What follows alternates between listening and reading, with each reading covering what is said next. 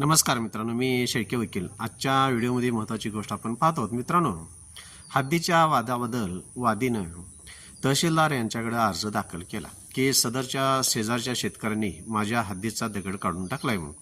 तहसीलदारांनी असा शेरा मारला की ज्यावेळी दोघांच्यामध्ये वाद निर्माण होतो त्यावेळी अशा पद्धतीचा अर्ज मेहरबान कोर्टाकडे किंवा तहसीलदारकडे यांच्याकडे करता येणार नाही म्हणून तशा पद्धतीनं शेरा मारून तहसीलदारांनी सदरचा अर्ज निकाली काढला.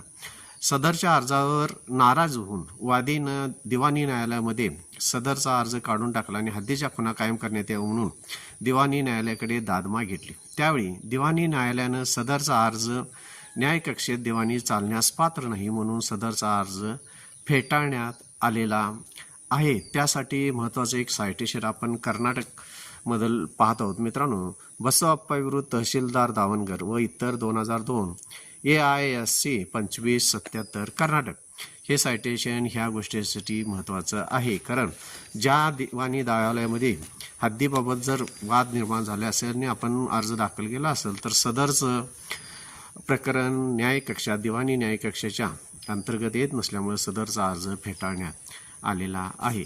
माझ्या चॅनेलला सबस्क्राईब करा, लाईक करा, शेअर करा. धन्यवाद मित्रांनो.